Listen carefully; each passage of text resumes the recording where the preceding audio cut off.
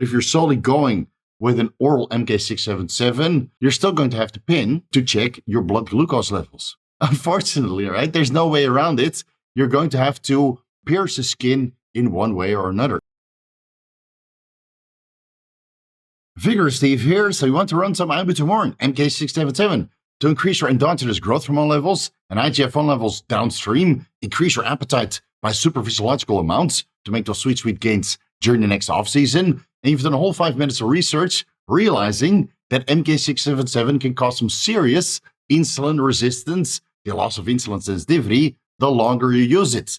But you still want to use it because you don't have access to pharmaceutical, growth hormone, or reliable generic GH. You also don't really want to inject. You're just looking for an edge to increase your natural hypothalamic pituitary testis axis, even though there's plenty of scientific evidence that shows that MK-677 does have a negative effect on your HPTA. I'll link it down below, but I'm sympathetic to the cause. I completely understand if this is going to be your gateway drug into the use of performance-enhancing drugs, full-blown steroid cycles, so be it. Since I'm cursed with knowledge, I'm going to teach you exactly how to use MK-677 without the potential of developing full-blown insulin resistance, turning yourself into the Michelin Man. But before we do, please like the video, leave a comment for the algorithm, and consider subscribing if you haven't already. And if you want to support the channel, you can do so by joining either the YouTube or Patreon memberships, where you can vote for upcoming deep dives, or join the weekly Vigorous Q&A, which is always on Saturday, where you can ask questions for an entire hour before we go public, and it turns into a super chat, super flood. First things first, let me briefly explain how Ibutamoren MK-677 actually works. It's a Ghrelin receptor agonist. In combination with the growth hormone-releasing hormone receptor agonist, will tell the pituitary to secrete a supraphysiological amount of growth hormone for the time that it's active. And MK-677 has a very long active life. So throughout the entire day, you get increased growth hormone secretion and downstream increased IGF-1 secretion, assuming that your liver is in a good state of health. Now, in the same class of drugs, the Ghrelin receptor agonists fall growth hormone-releasing peptide 2 and growth hormone-releasing peptide 6, hexarelin, ipamorelin, and in the other class of drugs, the growth hormone-releasing hormone receptor agonists fall CJC1295 without the drug affinity complex or with DAC, somatorelin, sermorelin, and tesamorelin.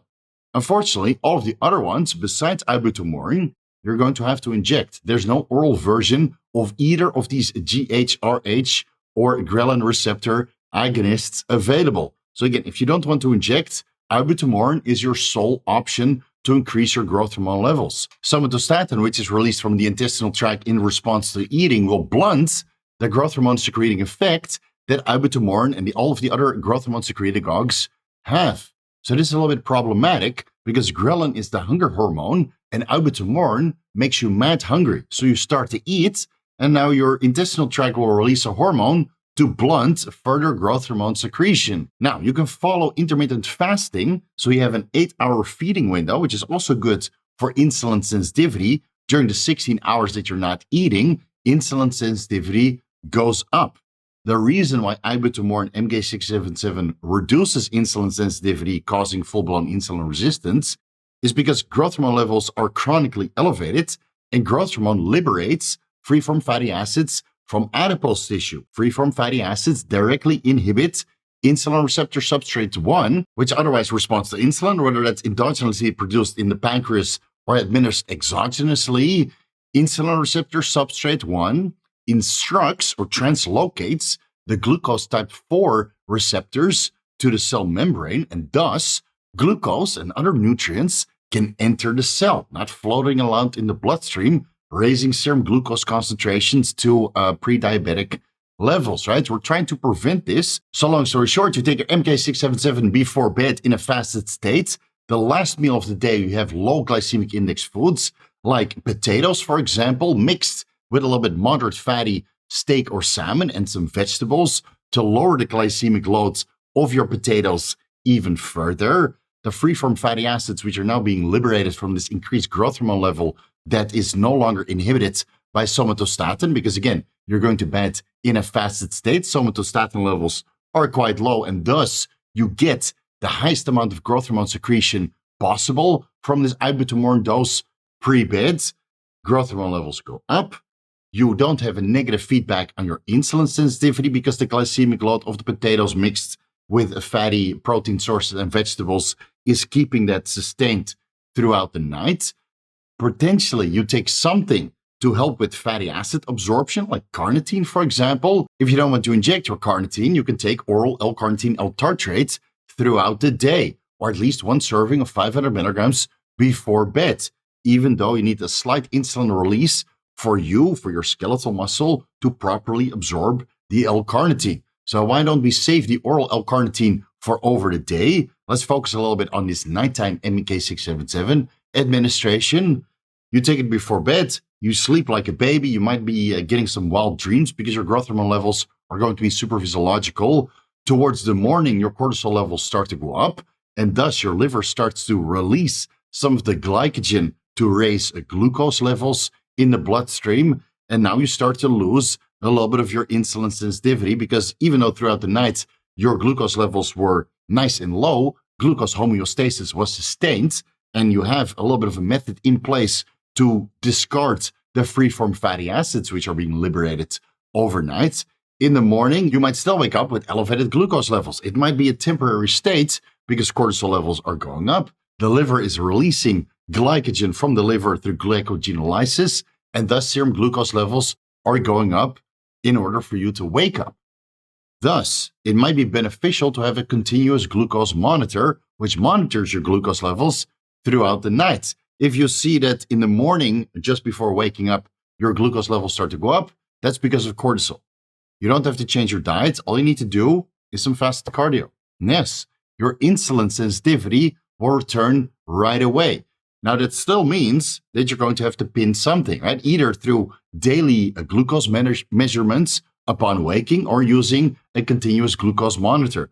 Because if you notice over longitudinal data that your fasting glucose levels are going up and fasted cardio is not able to resolve that, then it's time to discontinue the MK-677. That could be months, that could be as little as a couple of days, right? It highly depends on your diet and which over-the-counter supplements you take to improve your insulin sensitivity throughout the day. So, as a regular timeline, you take your MK-677 before bed in a fasted state. You wait the entire night, check your fasting glucose levels upon waking, do some daily fasted cardio for 30 minutes, give or take, moderate intensity, check your glucose levels again to confirm that your glucose levels went down during your fasted cardio session, and then you start reintroducing the food as part of your intermittent fasting protocol with an eating window of, let's say, 8 hours. Now, if you want to make some serious gains, you might have to eat 16 hours versus 8 hours of no eating, sleeping, but that means that somatostatin might be chronically elevated, and the maximum amount of growth hormone release will not occur unless you use something like tesamorelin alongside your ibutamoren, right? So you're going to have to make some sacrifices. You might still need to inject something, but if you're solely going with an oral MK-677, you're still going to have to pin to check your blood glucose levels. Unfortunately, right? There's no way around it. You're going to have to pierce the skin in one way or another. And if you're smart, you check your glucose levels in between meals as well. If you have a Dexcom, that is highly, highly beneficial to monitor your glucose levels. Okay, if you don't have time for that, you don't want to go that route, look into some of the over-the-counter supplements which are known to improve insulin sensitivity. I mean, look at this list. The list is so long. Apple cider vinegar, alpha-lipoic acid, berberine, bitter melon, scallion, cinnamon, citrus bergamot, chromium, fenugreek, fish oil, Gymnema sylvestre, magnesium, resveratrol, vitamin D, vinyl sulfate, zinc.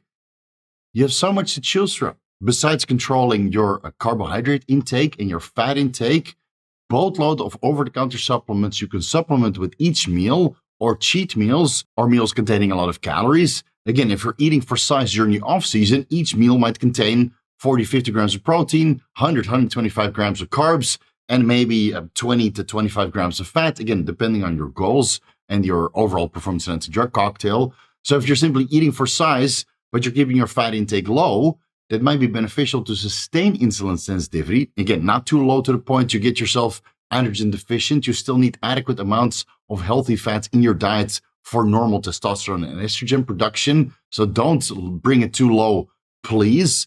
But if you keep your fat intake low, you don't have to worry about these free-form fatty acids which are coming from adipose tissue, because it's the free-form fatty acids that inhibit insulin sensitivity through this insulin receptor substrate 1.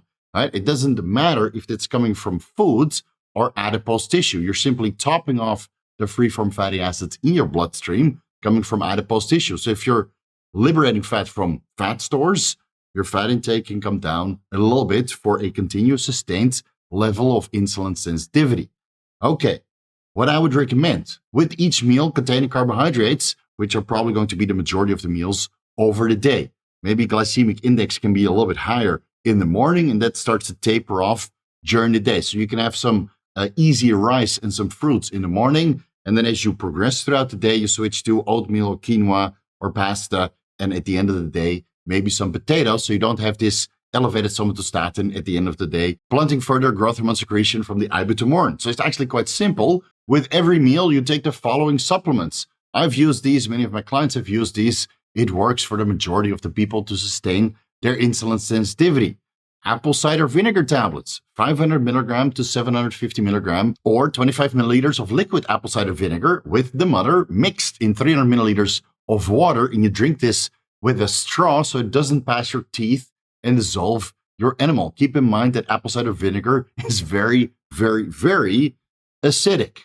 All right, besides the ACV, look at the fish oil, 500 milligrams to 800 milligrams, EPA and DHEA omega-3 with every single meal. Again, fish oil is very beneficial for insulin sensitivity as well. Healthy fats, but not so fatty to the point you have to worry about these free-form fatty acids, which are already circulating from the growth hormone that is liberating this from your body fat. L-carnitine L-tartrate, 500 milligrams with meals, a total of 2,000 to 3,000 milligrams per day. Unless you want to inject, then I would stick with 500 milligrams L-carnitine injections. And if you're worried about TMAO formation in the intestinal tract, besides a course of doxycycline to kill off the bacteria which contribute to TMAO formation, if you look into allicin, which is a extract from garlic, 180 milligrams per 500 milligrams of oral L-carnitine L-tartrate seems to negate these effects of the bacteria contributing to TMAO formation otherwise. Magnesium glycinate, 100 to 200 milligrams with meals. Don't overdo it right off the start because you might get diarrhea, but magnesium, since most people are kind of deficient in magnesium, I would advise anybody to supplement with it. But if you want to use magnesium for insulin sensitivity, anywhere between 100 milligrams to 200 milligrams with meals will do. Let's say up to 1,200 milligrams over the day on top of the magnesium that you get from your food. This is already highly beneficial to improve your insulin sensitivity and mitigate some of the negative effects that MK-677 might have on your blood glucose levels. Then you can look at the berberine, either 500 milligrams in the morning and 500 milligrams in the evening, or even 500 milligrams with meals containing a lot of carbohydrates with a high glycemic load. So if meal 1 and 2 of the day is a lot of rice, for example, or cream of rice, even higher glycemic index, and you have 125 grams of carbs with meal 1, 2, and maybe even 3, 500 milligrams berberine with each of those meals on top of the apple cider vinegar, fish oil, L-carnitine L-tartrate, and a magnesium that you're taking. I don't think that you need metformin, but if you had a cheat meal containing a boatload of carbohydrates, simple sugars, and you really went to town on the Dairy Queen, 500 milligrams before bed, at the same time you take your MK-677. Keep in mind that after cheat meals, your somatostatin levels are sky high, so don't expect too much, okay? Don't expect too much growth hormone secretion after cheat meal. It might be better to skip the MK-677 so you don't exacerbate this potential loss of insulin sensitivity that you already have throughout the week. So maybe you take your MK-677 6 days out of the week, and if you feel you still need a cheat meal on top of this increased caloric surplus that you continuously have throughout the week, if you want to have a little bit of cheat meal and you go to town, you go ham, you want to take your girlfriend out or all of your buddies and you eat a boatload of hamburgers and ice cream at the end of the day, just take the metformin and skip the MK-677. What you can also do, 10-minute walks in between meals. Yeah, on top of your daily fasted cardio, you might have to increase your activity levels and stick within, let's say, 7,000 to 10,000 steps over the day. Great for insulin sensitivity. You don't even need to buy anything. You could just walk around. And of course, there's a lot of complete glucose disposal agent formulas out there, which can help with insulin sensitivity, albeit that you can't really decide which of these ingredients, these insulin sensitizers, you take, because it's a formula bundled together. So I would limit glucose disposal agents to post-cheat meal only, whether that's by itself or in combination with metformin. Again, that highly depends on what you ate during this meal, but these are readily available. I'll link some down below. Ghrelin has a great glucose disposal agent. Just don't take it with every single meal. You'll be overdoing it. So this is basically the way to do it responsibly. Again, if you're going to use MK-677, you need 100% a glucometer. You can also do your blood work, check your hemoglobin A1C and your fasting insulin levels before you start a protocol of MK-677. Then check it maybe 3 months later after you've already checked your fasting glucose levels every single day with a home glucometer. Just still check if your hemoglobin A1C went up and if your fasting insulin levels, which unfortunately you can't test at home by yourself, if that went up as well. Most people can get away, again, if they do everything right, with a cycle, quote-unquote cycle of MK-677, 20 milligrams, 30 milligrams before bed for 8 to 12 weeks.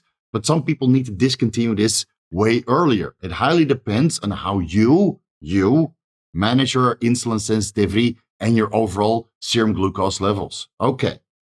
Now, do you need a post-cycle therapy for MK-677? Yes, unfortunately you do, because you've been increasing your growth hormone secretion for such a long period of time. Somatostatin levels have been increasing because you get increasingly hungry. And even though you probably lost some sort of insulin sensitivity along the way, it's not that dramatic that you really need to abort.